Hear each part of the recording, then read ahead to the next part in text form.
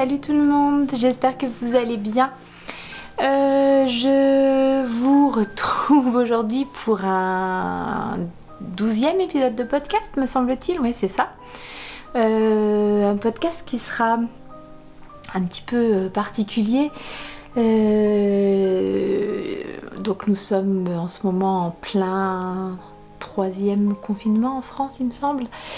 Les enfants sont à la maison, nous sortons d'une semaine d'école à la maison.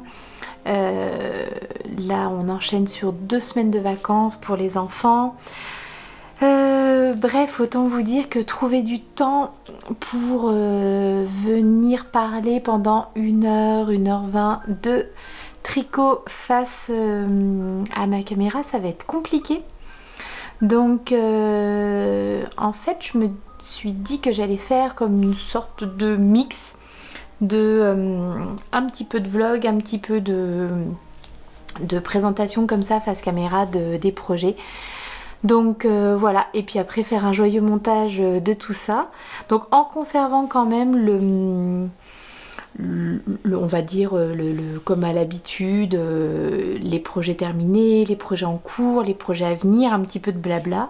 Mais voilà, en plein de sections différentes selon les moments où j'aurai réussi à enregistrer sans être interrompue par les enfants et tout. Voilà, donc j'espère que ce format vous conviendra. Bon, de toute façon, je crois que là, ça va vraiment être compliqué de faire autrement, donc voilà. Bon, ben, c'est parti pour du tricot. Bon, du coup, je pense que le premier objet fini dont je vais vous parler cette semaine, c'est cette petite beauté là, hein, qui est en train de sécher tranquillement, que j'ai terminé hier soir. Et voilà, que j'ai bien hâte de pouvoir vous montrer porter, je pense, dans les prochaines images. C'est le Tulip Sweater de Melody Hoffman, mais bien entendu, je vais vous donner toutes les infos concernant ce magnifique magnifique pull. Et voilà, je reviens tout à l'heure. Et puis là à côté, vous voyez, ici là, les vilaines chaussettes.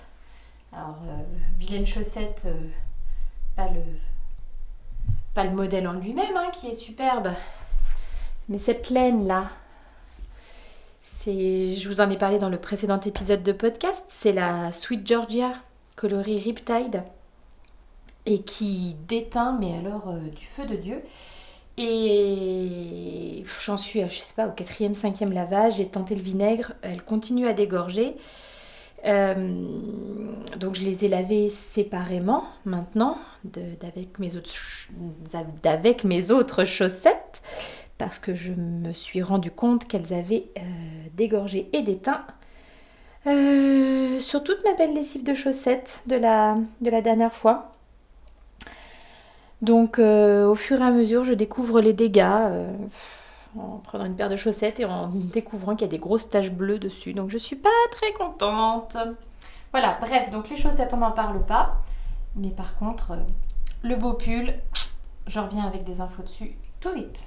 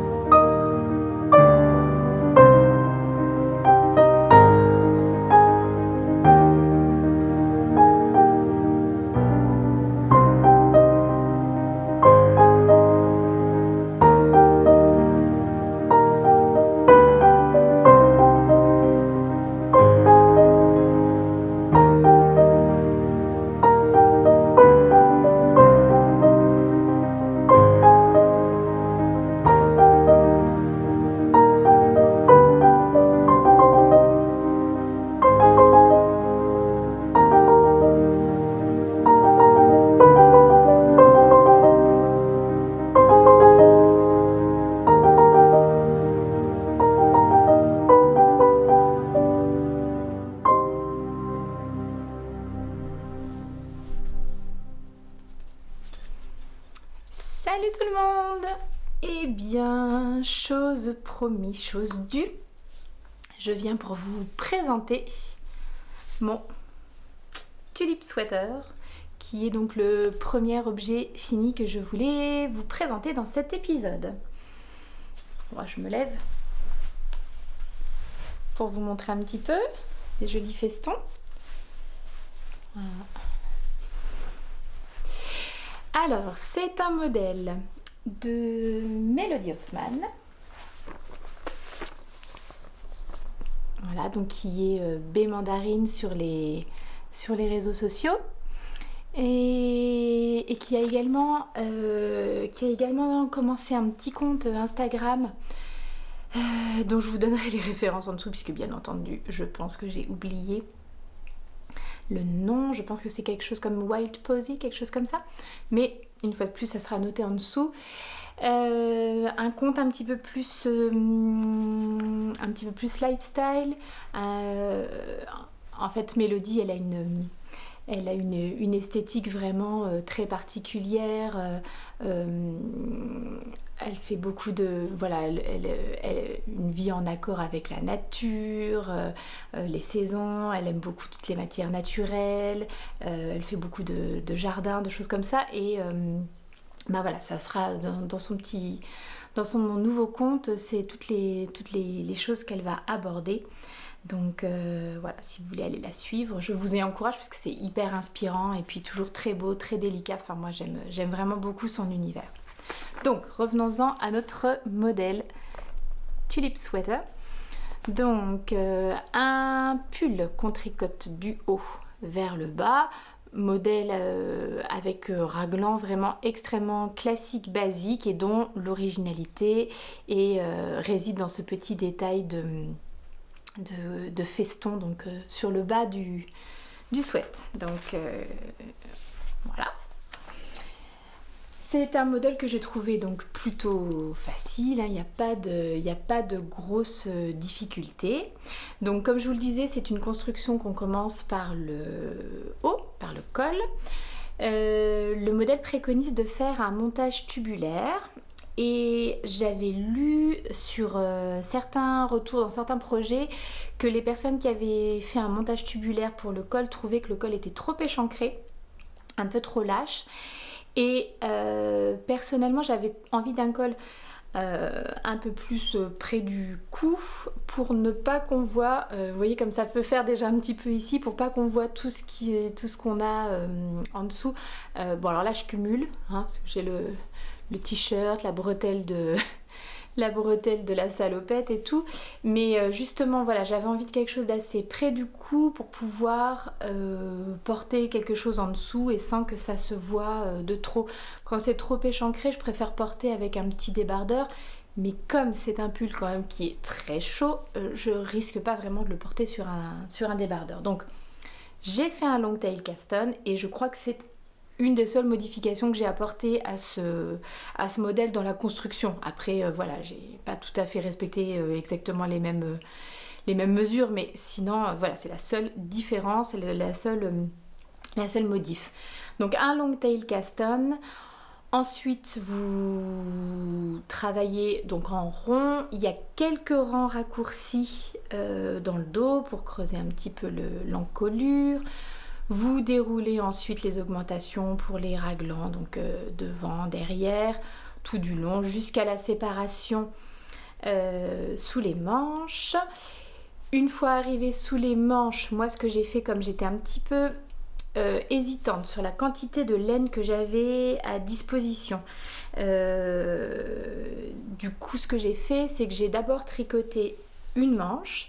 Et puis quand j'ai vu que j'aurais suffisamment pour faire la deuxième manche et une bonne partie de pull, voilà, j'ai repris, après avoir fait cette première manche, j'ai repris le corps qui était en attente.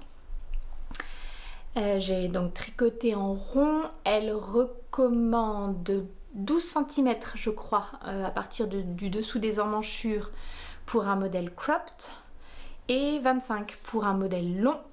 Et du coup j'ai fait 22. Voilà. J'ai donc fait 22 cm en dessous donc des emmanchures pour arriver donc aux côtes. Logiquement dans le modèle il y a 7 rangs de côtes avant d'attaquer les festons. Personnellement j'en ai fait 10 puisqu'il me restait assez de laine et que je trouvais que ça faisait un tout petit chouille trop court. Donc j'en ai fait 10 avant d'attaquer le rabat en feston. Alors le rabat en feston, c'est donc la particularité et la seule difficulté entre guillemets du pull. En fait c'est pas compliqué en soi, hein. Il n'y a pas de manœuvre vraiment incroyable ou quoi ou qu'est-ce. Ce qu'il faut c'est juste comprendre la logique. Elle donne une vidéo, Mélodie, une vidéo donc pour s'aider et pour montrer comment elle fait ce rabat. J'aurais juste moi une petite remarque sur le fait que la vidéo pour moi était un petit peu rapide. J'avais du mal à voir en fait ce qu'elle... Enfin c'est pas que j'avais du mal, mais disons qu'il a fallu que je me la repasse un certain nombre de fois pour vraiment être sûre pour mon premier feston que j'étais bien dans les clous. Après, bien entendu, dès le deuxième, ça va comme sur des roulettes. Mais sur le premier, ouais, il a fallu que je mette et de la vidéo et des instructions écrites hein, qui sont données pour le rabat feston. Donc voilà, donc j'ai eu 10 minutes où j'étais là. Ah, je ne comprends rien, qu'est-ce qui se passe? Enfin bon, c'était un petit peu stressant, mais 10 minutes. Et puis au bout de 10 minutes, j'avais compris la logique de la chose et comment ça se faisait. Donc à partir de là, c'était parti. Et voilà. Et puis donc quand j'ai eu fini mon feston, j'ai fait ma deuxième manche. Et au final, je suis vraiment assez contente de moi parce que... Donc je vais vous détailler les laines là maintenant, mais voilà ce qui me reste. Il me reste un petit peu moins de 20 grammes de ma laine principale. Alors pour celles et ceux, hein, on ne sait jamais qui arriverait sur cet épisode, en fait pourquoi je suis vraiment très très contente d'avoir fait ce petit modèle là, parce qu'en fait j'ai utilisé pour ce faire de la laine que j'ai récupérée d'un gilet que j'avais tricoté il y a 10 ans, en 2011. Un gilet de la droguerie, le gilet sans lisse, et que j'ai détricoté puisque je ne le portais plus. Alors c'est marrant parce que quand j'en ai discuté avec mes copines, elles se rappelaient toutes de ce gilet et elles m'ont dit que oui, je l'avais bel et bien porté. Elles se rappellent de moi le portant quand mon fiston était tout petit. Mais le fait est que je pense quand même que ça doit faire au moins 5 ou 6 ans qu'il dormait dans mon armoire et que je ne le portais plus. Donc j'ai pris mon courage à deux mains et j'ai détricoté ce gilet que j'ai lavé la laine, je l'ai défrisé, que j'ai remis en écheveau. Et d'ailleurs je vous ai montré tout ça dans un épisode de podcast, l'épisode 10 bis, que je sais que YouTube permet de mettre normalement un lien vers des vidéos là ou là. Donc il faudrait que j'apprenne comment on fait. Donc je vais essayer de faire ça. Vous renvoyer vers cet épisode où je montre comment j'ai détricoté mon gilet et récupéré la laine. Donc ça c'était il y a quelques semaines et en fait à partir du moment où je l'avais détricoté, j'avais qu'une envie, c'était de retricoter la laine. Donc je suis vraiment contente d'être allée au bout de ma démarche. D'autant plus que contrairement à mon gilet sans lisse, donc un gilet très long en alpaga et mohair mais sans manches, donc bon, chaud mais froid aux manches, donc voilà que je portais pas. Là je sais que celui-ci je vais le porter, c'est un basique quoi, c'est un basique à mettre quand il fait vraiment bien frais sans aucun problème. Là pour une journée de printemps où il fait très frais le matin mais où on sent que ça commence à se réchauffer, clairement je vais pas le garder toute la journée, hein, j'aurai beaucoup trop chaud. Donc voilà ce que je peux vous dire pour le modèle que j'ai tricoté en taille 3, donc la taille 98,5 cm. C'est un modèle qui se tricote avec une aisance négative ou positive de 2,5 cm. Donc moi j'ai choisi de faire la taille 3 puisque je fais un 96 de tour de poitrine. et que je voulais qu'il soit pas trop près du corps. Comme il est quand même légèrement court, je trouve que les modèles cropped c'est mieux quand ils sont un petit peu pas trop fités quoi, un peu plus boxy, un peu plus large peut-être que trop près du corps. Mais enfin ça c'est mon goût personnel. Donc je trouve que comme ça c'est très bien. Je suis hyper contente parce que vraiment à un moment je savais pas du tout si j'aurais assez de laine et si je devrais faire des manches 3/4 ou quoi, et pas du tout besoin, j'ai bien mes petites manches longues donc ça va être parfait. Donc la 3e taille, et puis je vais vous parler des laines peut-être quand même. Hein. Donc je vous ai dit j'avais détricoté, j'ai détricoté donc mon gilet qui était dans un mélange de la droguerie de 2 fils. Vous savez, le mélange alpaga, donc pour le fil le plus gros, et mohair, enfin là, donc le nom du fil c'est plumette, c'est un petit fil de nylon avec du mohair.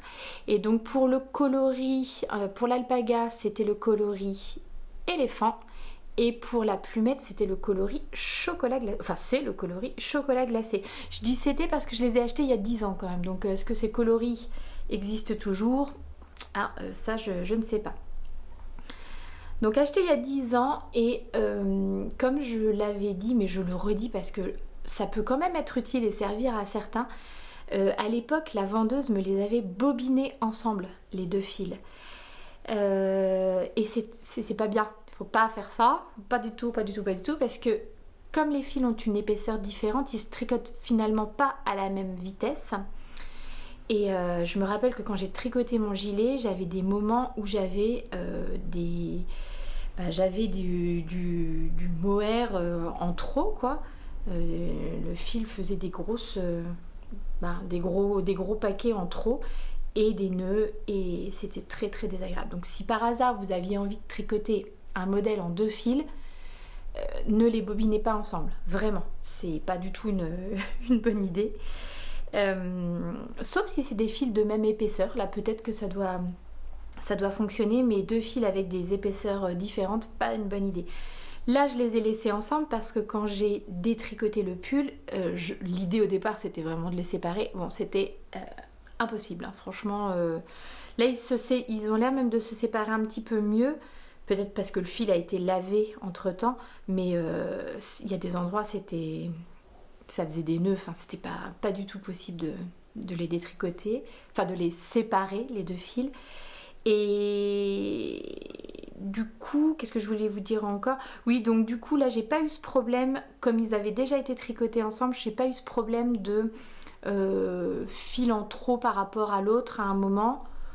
Ou alors ça me l'a fait un tout petit peu, mais c'était très léger et juste en relâchant un petit peu ma tension, quand je tricotais j'ai réussi à récupérer, donc pas de problème, ça ne m'a pas posé de problème majeur cette fois-ci, mais parce que ça avait déjà été tricoté ensemble je pense, hein. Sinon, très mauvaise idée, ne pas faire ça.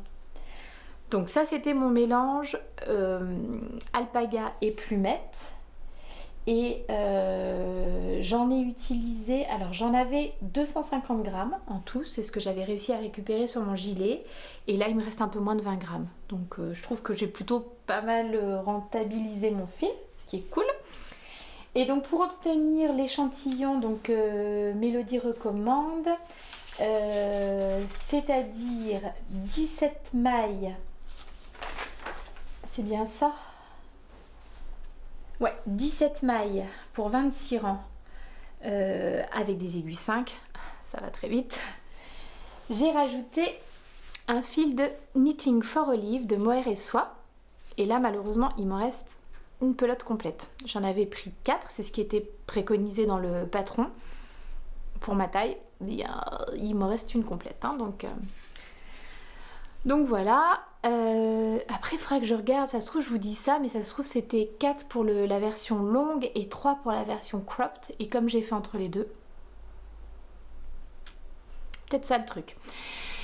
Donc j'ai mis un fil de mohair en plus, enfin mohair et soie de chez Knitting for Olive, c'est le coloris Lead. Est-ce que vous voyez bien ce petit gris assez clair avec de beaux reflets en tout cas. Et alors ça c'est vraiment ce que je voulais en fait quand je me suis posé la question de quel fil mettre avec mon mélange alpaga plumette. Au tout départ, j'aurais bien aimé partir sur des couleurs un peu rosées comme ça. En tout cas, ce qui est sûr, c'est que je voulais quelque chose de plus clair.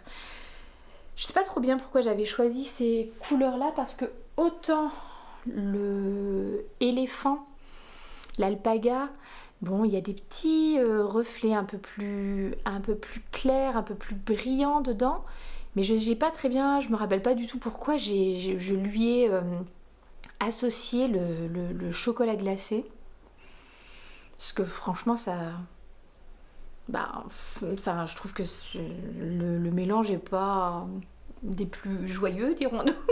Je sais pas, je me rappelle pas du tout pourquoi j'avais choisi cette couleur plutôt qu'une autre. Bref, donc l'idée au départ c'était peut-être de mettre un fil dans des tons de rose, mais du coup je trouvais que le rendu faisait vraiment beaucoup trop chiné par rapport à ce que je voulais, à savoir quelque chose d'assez naturel. Voilà, donc je suis partie sur un coloris vraiment très proche. Non, parce que forcément, oui, il est très proche, il est dedans. Vraiment très proche, mais quand même plus clair pour un petit peu apporter de la luminosité, on va dire, à ce mélange qui était quand même un petit peu tristouné. Donc, je vous ai dit, le mélange alpaga plumette, j'en ai utilisé, on va dire à peu près 600 mètres, et 3 pelotes de Knitting for Olive. Il y a combien pour 25 grammes? Il y a 225 mètres, donc x3, parce que vraiment, ce qui me reste, c'est peanuts, hein. Voilà. De mes 3 pelotes. Est-ce que je vous ai tout dit? Donc je vous ai dit, ça se tricote en aiguille. 5 mm pour le corps, 4 mm pour les côtes, donc ultra rapide. Je crois que je l'ai réalisé en 2 semaines. Ouais, en 2 semaines à peu près ce pull, donc voilà, je suis vraiment bien contente. Est-ce que j'ai autre chose à vous dire sur ce modèle, à part que ouais, je suis vraiment ravie d'avoir été au bout de cette démarche de je récupère un fil déjà tricoté mais que je ne porte plus pour le remettre dans un projet qui, à mon avis, va quand même beaucoup plus me servir, je pense que vraiment celui-ci je vais le porter beaucoup plus facilement que mon gilet sans lisse. Voilà. Bon, je crois que c'est tout pour celui-là. Je vous dis à plus tard dans la semaine, la journée ou je ne sais quoi pour vous présenter d'autres choses.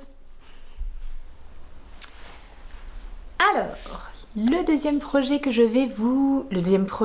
terminé que je vais vous présenter dans ce podcast, ce sont des chaussettes. Et ce sont ces chaussettes, à savoir les fleurs des champs de Marie-Christine Lévesque. MCL Design sur Ravelry. Je vous montre le modèle de base de Marie-Christine. Et donc ce sont mes petites chaussettes pour ma boîte de bas, mes petites chaussettes du mois d'avril, et je suis super contente puisque nous sommes le 15 avril et que du coup les chaussettes sont déjà terminées. Je vais donc largement avoir le temps de faire une deuxième petite paire pour ce mois d'avril, et je sais déjà d'ailleurs probablement lesquelles vont rejoindre mes aiguilles là très vite. Je vous en parle un peu plus tard dans le podcast. Donc, mes petites chaussettes fleurs des champs, vous vous rappelez, hein, je vous avais demandé de m'aider à choisir parmi 4 modèles, vous aviez voté, et c'est ce modèle-là qui avait remporté le plus de suffrages, et du coup j'avais offert à Chatricote chez Myriam qui avait gagné donc ce patron-là, elle aussi. Et alors je suis super contente parce que j'ai vu sur son Instagram, elle m'a gentiment taguée pour me montrer que elle les avait commencés. Donc ça me fait vraiment plaisir de savoir que le patron offert est déjà sur les aiguilles de Myriam. Enfin vraiment ça m'a beaucoup touchée. Donc voilà, et je pense que elle, ça lui a fait plaisir aussi. Donc voilà. Alors je vais vous parler d'abord de la laine. Est-ce qu'on voit bien cette petite laine? Alors cette petite laine, c'est de la Lichen & Lace. Je vais vous montrer l'étiquette de la marque Lichen & Lace. C'est la 80-20 sock. Donc 80% mérino, 20% nylon. Le coloris, c'est le coloris Pressed Flowers. Et en fait, c'est une marque de laine que je connaissais depuis quelques temps, que je suivais sur les réseaux sociaux. Et c'est en voyant un haul sur le compte, enfin sur la chaîne YouTube de Julie Miette. Elle avait craqué pour ses laines chez Laine & Tricot. Et ben c'est en les voyant sur son compte que je me suis décidée à m'en acheter, à m'en offrir aussi. Ça me faisait envie depuis bien longtemps. Et je trouve qu'effectivement, très chouette hein, ce coloris. On retrouve vraiment bien, oui, les petites couleurs de fleurs un peu partout. Et donc je trouve que ça va bien pour ces chaussettes fleurs des champs. Alors je vous explique comment elles sont tricotées. Donc les fleurs des champs, c'est un modèle qui se tricote en toe-up. Donc on commence de la pointe pour aller jusqu'aux côtes.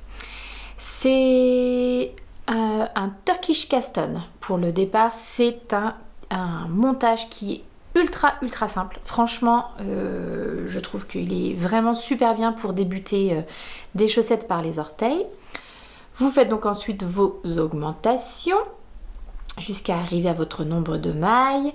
Ensuite, le dessus de la chaussette est tricoté en côte de 2 et le dessous en jersey simple. Arrivé à un certain nombre de centimètres depuis les orteils, vous commencez à faire des augmentations pour le gousset. Donc c'est vrai que quand on est dans le sens là, c'est quand même drôlement pratique. Vous n'avez pas à relever des mailles après avec votre talon. Une fois que vous avez tricoté votre talon, vous faites ensuite des diminutions. Enfin là pour le talon, vous faites ensuite des diminutions. Donc du coup, c'est vrai que cette partie-là de ne pas relever de mailles, c'est pas mal. C'est pas mal. Donc un talon renforcé, voilà, c'est classique. Une fois que vous avez terminé le talon, donc qui se tricote en aller-retour, tout ça, vous retournez en rond pour faire quelques rangs de côte de 2. Puis vous avez ce petit motif de dentelle, de fleurs là, qui est là, qui se répète 5 fois. Vous pouvez le faire plus si vous voulez que la tige soit plus haute. Ensuite encore un tout petit peu de côte. Et ensuite, de nouveau, un petit peu de dentelle au-dessus. Dentelle avec augmentation, qui fait que ensuite, vous avez, quand vous rabattez, vous avez cet effet un petit peu froufrou, on va dire, sur le haut, là, sur la tige, qui est assez féminin. Voilà. Donc, pas de difficulté majeure, même pas de difficulté du tout. Le patron est très bien expliqué. Le truc rigolo, pour celles qui me suivent sur Instagram, j'ai tricoté ma première chaussette. Parfait. J'entame la deuxième et j'ai mis un petit peu plus de temps à faire la deuxième parce que j'étais lancée dans mon pull, je voulais finir le pull, enfin bref. J'arrive à ma deuxième chaussette, vraiment ici. Et je me rends compte que sur la première, j'avais oublié de faire toute cette partie-là. C'est-à-dire que j'ai fait mes 5 rangs de côte là et j'ai rabattu. Ça représente une demi-page du patron que j'ai donc littéralement zappé, je sais pas pourquoi. Et puis, non seulement que j'ai zappé, mais en plus le rendu était pas du tout le même puisque quand j'ai rabattu ici après les côtes, ça faisait un rabat classique après des côtes. J'avais pas du tout les petits froufrous là au-dessus. Et quand on regarde les petits froufrous, on les voit quand même drôlement bien là sur le modèle. Comment j'ai pu ne pas me rendre compte? Je sais pas. Certains diront la fatigue. Eh bien, c'est possible. Donc voilà. Donc comme c'est une toe-up, pas de problème. J'ai redéfait mon rang de rabat et puis j'ai repris donc les 6 rangs qui me manquaient là en haut pour faire le petit motif dentelle. C'est incompréhensible. Je vous assure, quand j'ai vu ça, je dis mais comment j'ai pu passer à côté d'un paragraphe entier, d'une demi-page d'explication? Je ne comprends pas. Donc voilà, mes petites chaussettes du mois d'avril. Est-ce que j'ai autre chose à vous dire sur ce modèle? Si ce n'est que j'ai pris vraiment beaucoup de plaisir à le tricoter. C'est hyper rapide, franchement. Alors moi, généralement, toe-up, c'est vraiment pas ma façon préférée de faire. Je préfère vraiment partir des côtes, tout simplement parce que généralement, j'arrive pas à faire de jolis rabats suffisamment élastiques au niveau des côtes. Et vous allez me dire, oh, faut essayer telle méthode, telle méthode, telle méthode. Dans le tricoter ses chaussettes, là, le livre de Elodie et Émilie, il y a toutes les méthodes, etc. J'en ai déjà fait plusieurs. Soit j'ai l'élasticité, mais dans ce cas-là, ça fait une forme un peu chou-fleur, je trouve que ça se tient pas très bien. Soit j'ai pas l'élasticité, mais du coup, c'est plus net, plus régulier. Alors là, il n'y avait pas de problème, puisque de toute façon, le haut de la chaussette, il est justement, il a cet aspect, oui, froufrou un petit peu. Donc pas de problème que le rabat fasse une sorte d'effet un peu chou-fleur, c'est pas du tout problématique. Mais quand c'est un modèle droit, j'ai quand même du mal à trouver un rabat qui est assez tenu, machin. Donc je préfère, alors que quand je démarre par les côtes, je fais mon long tail cast on et franchement il est impeccable, je peux tout à fait passer mon coup de pied sans souci. Enfin voilà. Donc c'est généralement pour ça que je préfère commencer mes chaussettes par les côtes. Ceci dit, ça me fait du bien quand même de me challenger, de m'obliger un petit peu à faire... voilà, je découvre des méthodes différentes. Je me dis que plus rien n'est... Il y a rien qui est inaccessible. Je peux faire. Des fois, c'est un peu plus compliqué. Mais voilà, je peux faire. Donc, c'était pas plus mal. Voilà.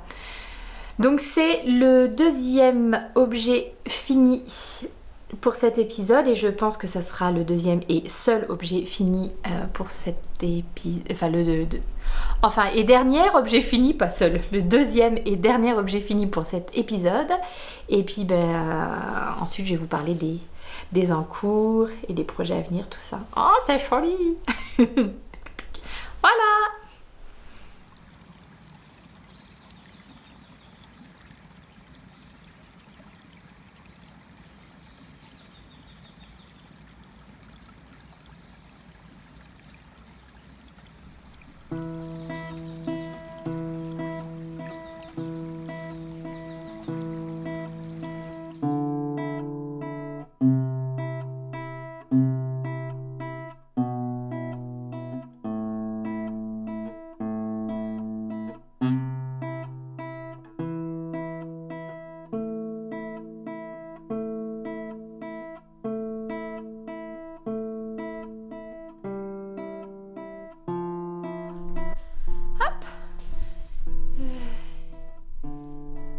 C'est le moment de bobiner de la laine.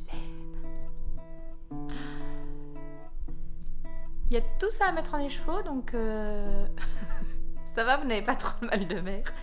Il y a tout ça à mettre en écheveau, en cake. Donc au boulot, je vous emmène avec moi.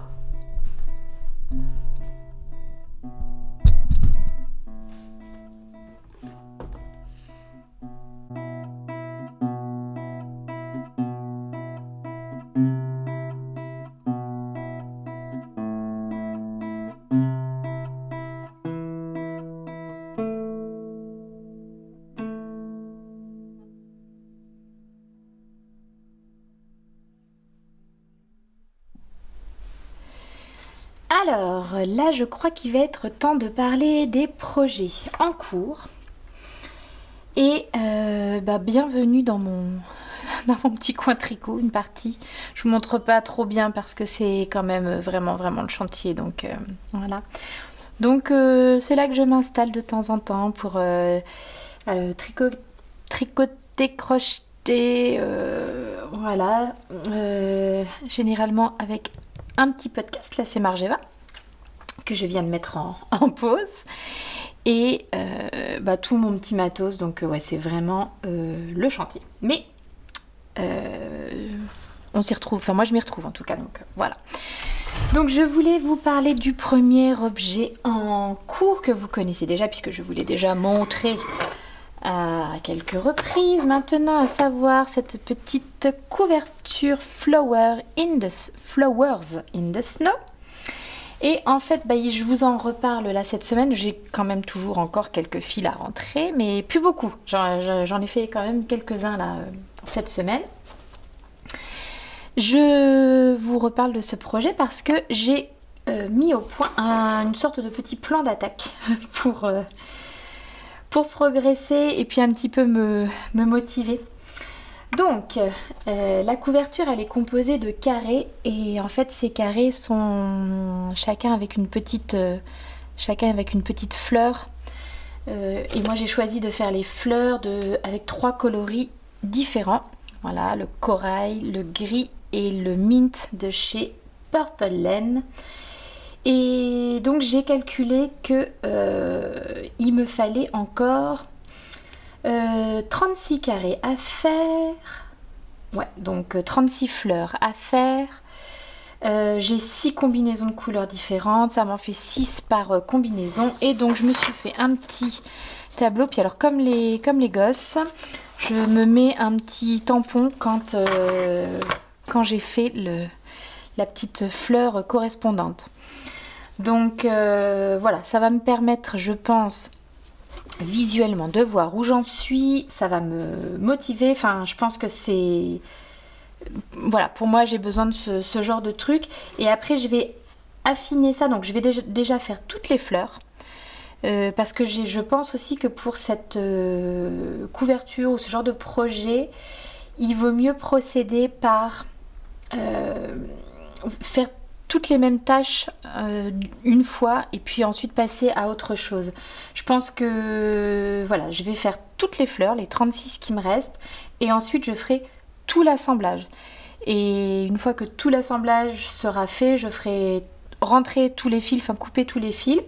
Alors là, j'enlève mes fils au fur et à mesure. Je rentre mes fils et je les enlève au fur et à mesure. C'est ma copine Tête en l'air, Elodie, qui a il y a 2 semaines maintenant, mis un petit tuto sur son compte Instagram pour montrer comment rentrer ses fils au crochet au fur et à mesure. Et je pense qu'il faut absolument que je fasse ça parce que si je me laisse tous les fils à la fin à rentrer, ça ne va pas aller. Donc là en fait je coince les fils à chaque fois que je change de couleur. Et ça me permet après de ne pas avoir à les rentrer mais juste à les couper.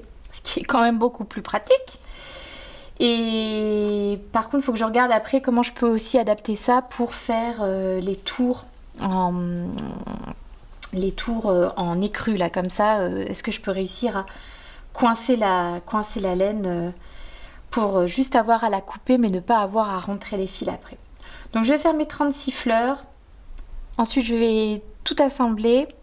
M'occuper ensuite d'enlever tous les fils et après je verrai ce qui me reste en laine écrue puisque j'en ai plus beaucoup.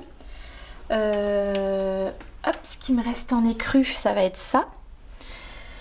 Donc ouais, ça fait plus beaucoup. Je sais plus, pareil, ça je pense qu'il va falloir que je fasse mon petit calcul pour voir combien j'utilise de laine pour faire le tour de mes fleurs. Le multiplier donc par 36 et après voir ce qui peut me rester parce que j'aimerais vraiment bien pour finir plutôt que de laisser le bord. Si je peux vous le montrer avec un coin où les fils sont rentrés, ce serait quand même plus sympa, je pense. Voilà, plutôt que de laisser le bord là comme ça, je voudrais vraiment faire tout un rang de brides autour, pour au moins un rang de brides autour pour finir, quoi, pour faire une jolie finition.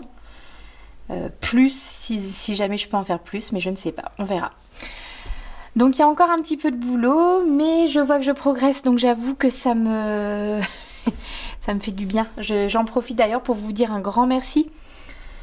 Toutes celles qui ont pris quelques minutes pour m'encourager pour ma couverture. J'ai reçu des petits messages adorables que ça soit sur YouTube, sur Ravelry aussi, pour me dire que certaines avaient des choses qu'elles avaient commencé pour leurs enfants tout petits, et les enfants qui ont passé 18 ans maintenant. Donc voilà, de ne pas me décourager et de m'y mettre. Et franchement, oui, j'ai trop envie de la terminer maintenant, même si elle n'aura pas l'utilité qu'elle avait, qui était initialement prévue pour elle. Mais bon. Voilà, donc ça c'est le premier objet en cours.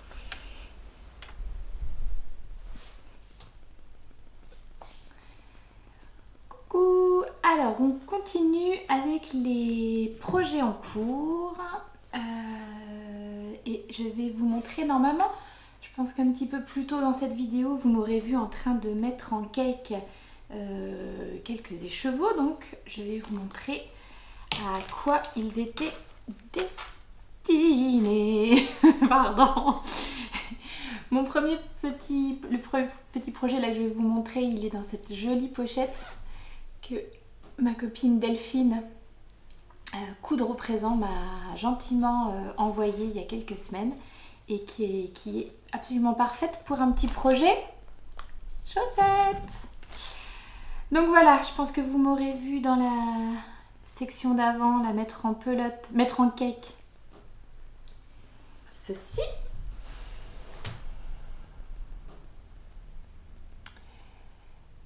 C'est joli, hein? Alors, il s'agit de la laine de Eline Hélène.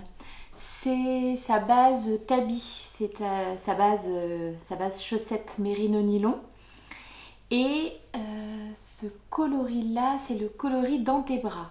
Elle avait sorti il y a quelques semaines, enfin le mois dernier, vraiment une super belle collection de laine à chaussettes. Il lui en reste quelques-unes sur son site internet, donc je vous encourage à aller regarder. Et c'est des petits écheveaux de 50 grammes. Alors, elle a des écheveaux de 100 grammes, mais il y a pas mal d'écheveaux de 50 grammes.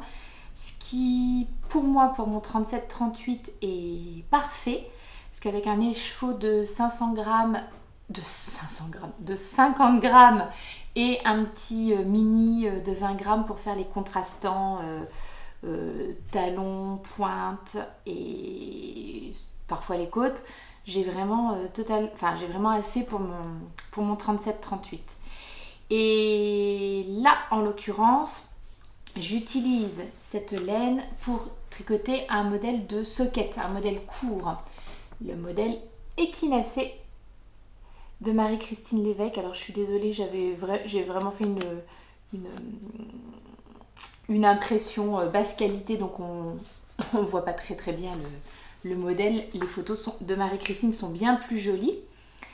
Et donc j'ai débuté cette petite chaussette. Voilà, là pour l'instant, donc c'est un modèle, comme vous voyez, hein, qui commence par les orteils. Donc j'ai fait un Turkish Caston.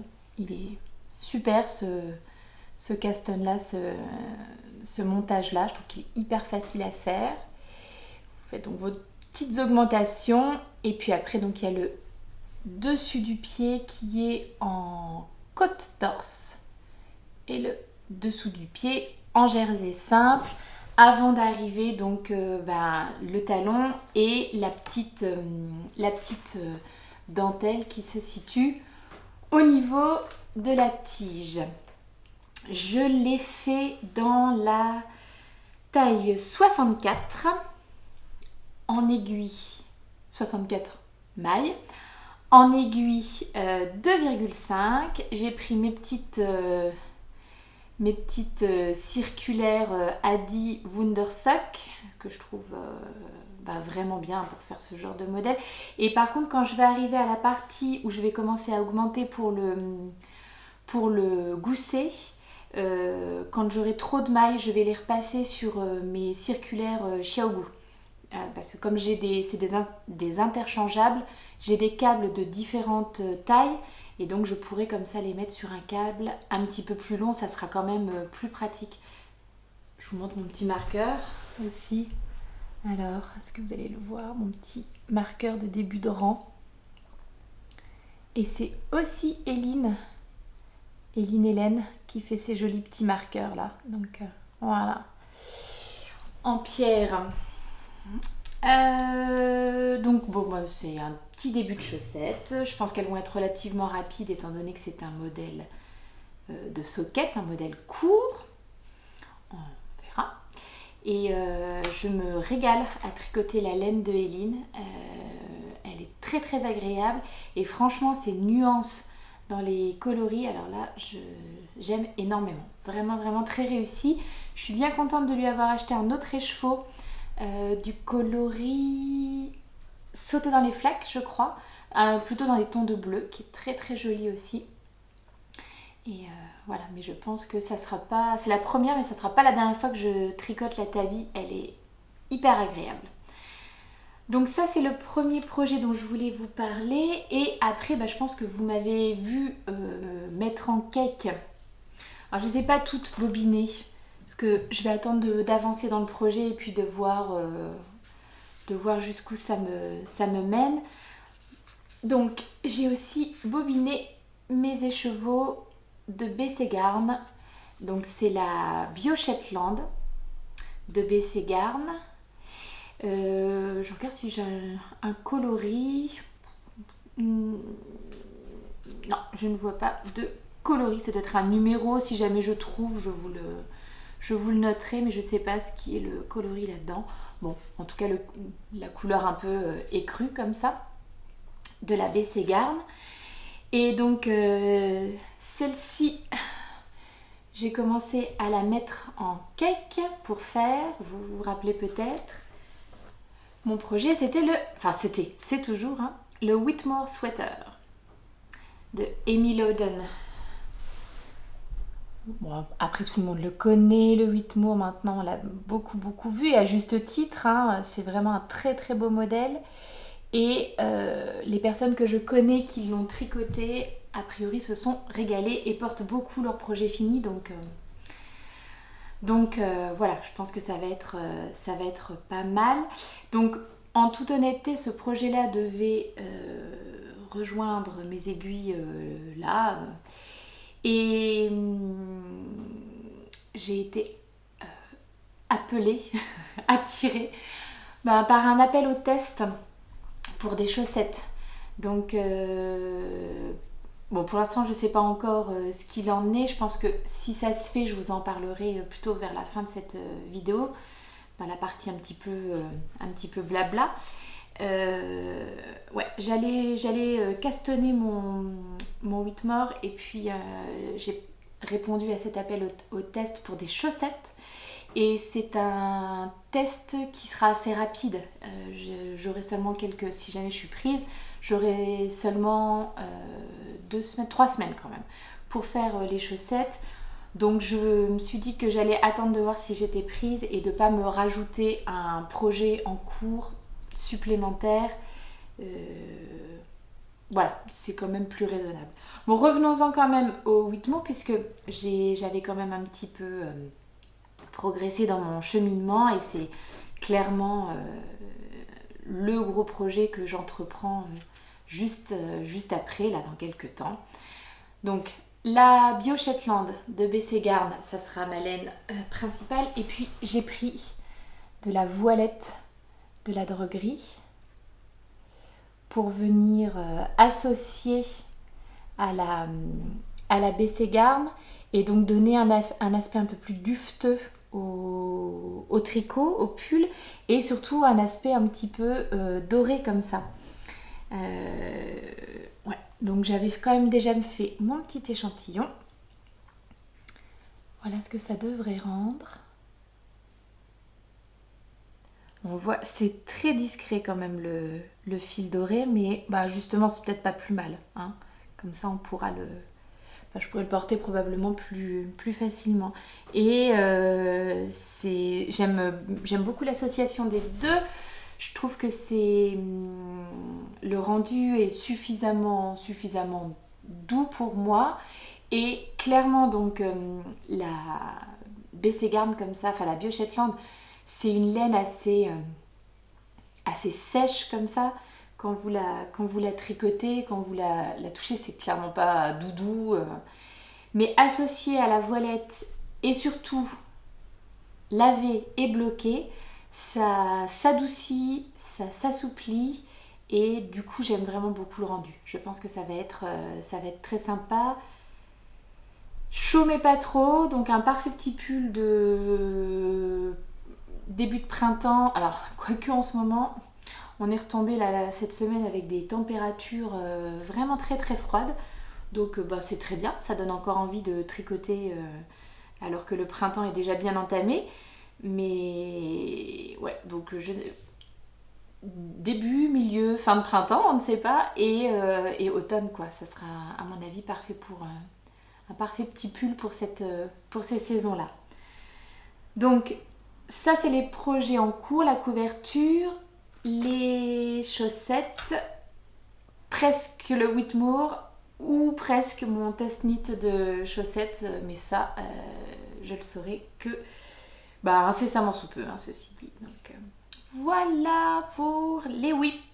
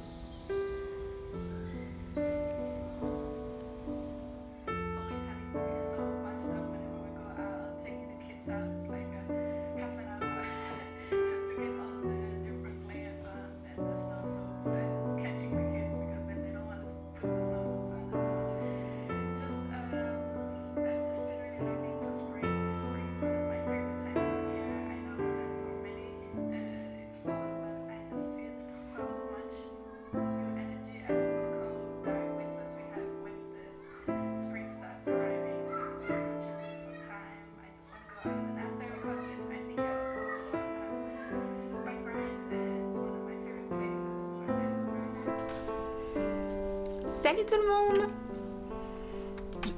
Je suis en train de me dire que comme j'arrête pas d'enregistrer des petits segments là pour cet épisode et que du coup à chaque fois je dis salut tout le monde, vous devez en avoir marre que je vous dise salut non tout au long de cet épisode, c'est un peu... Bref. Hop, on arrive à la section un petit peu blabla de l'épisode. Je vais essayer de me recentrer parce que j'ai pas mal de choses à vous dire et des choses intéressantes. Donc, concentration. La première chose que je voulais vous dire, c'est que comme je vous l'avais légèrement annoncé dans l'épisode précédent, j'ai tricoté donc une petite paire de chaussettes, ma paire de chaussettes du mois de mars pour ma boîte de bas. C'est toujours ce modèle, les Hatching Socks de The New Yorker.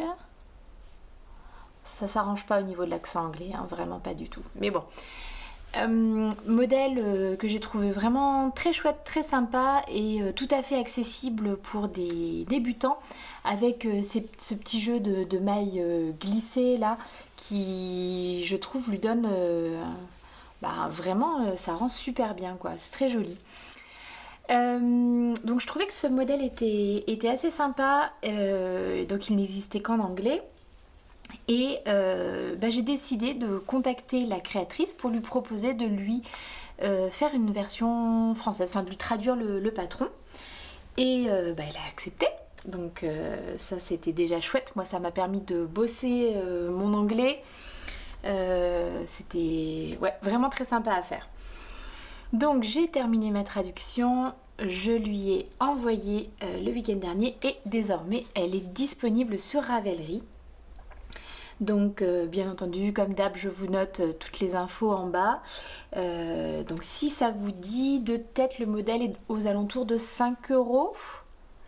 C'est vraiment, je trouve, un modèle ouais, idéal pour des débutantes. Il n'y a pas de piège, pas de trucs particuliers où on ne comprendrait pas. Donc si vous avez déjà fait une paire de chaussettes un peu style à la vanille, enfin un truc tout simple en jersey, ça peut être l'étape d'après sans problème.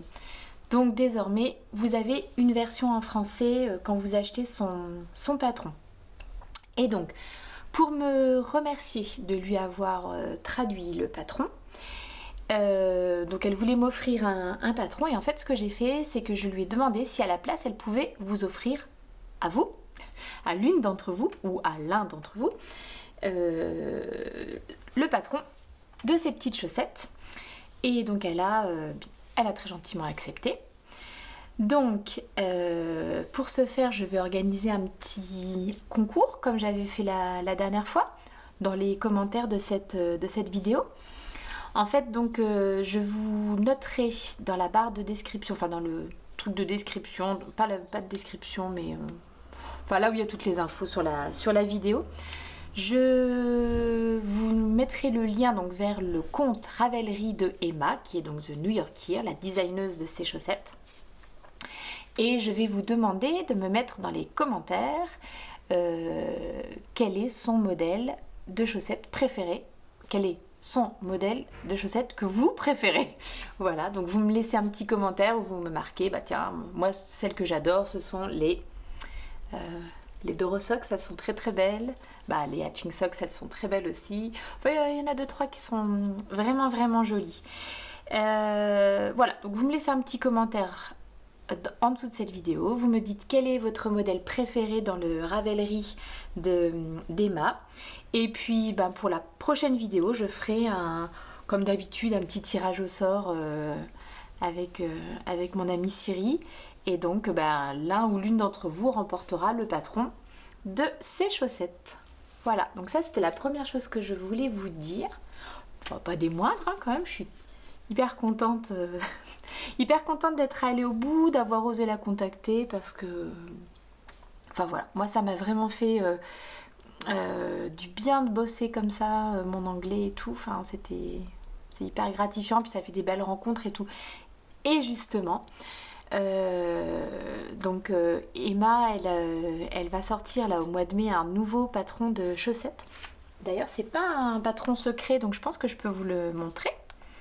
Je suis même sûre que je peux vous le montrer. Et du coup, je me suis inscrite pour faire le test de ces chaussettes. Et j'ai été prise, donc je suis hyper contente. Donc ça sera, alors que je ne dise pas de bêtises, ça sera les Carta Socks. Je vous montre la photo, j'espère que vous les verrez bien.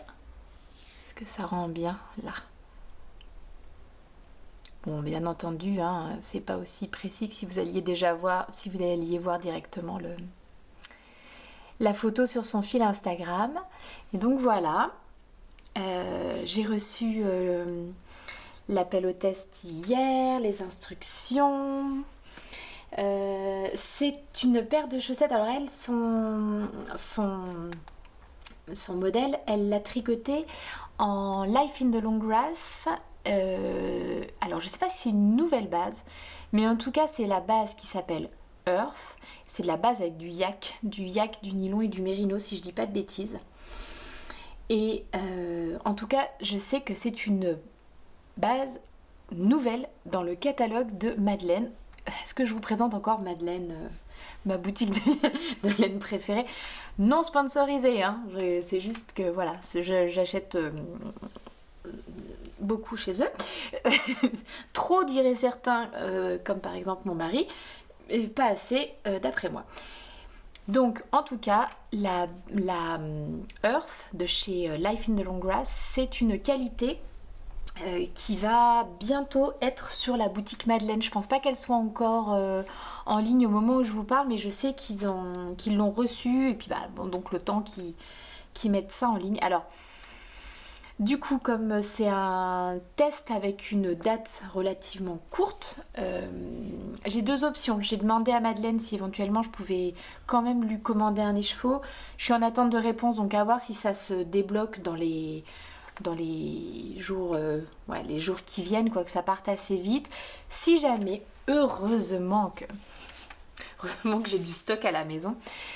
Sinon, voilà, moi j'ai ce merveilleux écheveau de Life in the Long Grass, donc c'est la Fine Sock, c'est-à-dire mérino et nylon, 75 mérino et 25% nylon. Le coloris c'est Autumn et c'est un coloris que j'ai déjà tricoté, alors pas dans cette qualité-là, dans la base single en fait de Life in the Long Grass, dans mon châle, le châle Madeleine de Loli Lafay. Enfin bon, bref, et que j'avais vraiment beaucoup aimé. Ouais, Automne. Je regarde parce que j'ai tous mes restes là. Vous voyez tout mon petit bazar que vous voyez pas d'habitude. Je vous l'aurais montré si j'avais retrouvé mes restes, mais en même temps, si je parle de l'autre côté, personne m'entend. Ouh, le panier de restes. Alors, est-ce que je vais la retrouver? Ouais. Ah bah j'ai tout fait tomber comme ça, c'est bien. Chabao. Alors ça c'était la base, je sais plus comment est-ce qu'elle s'appelle, cette peut-être bien single sock, je sais plus comment est-ce qu'elle s'appelle.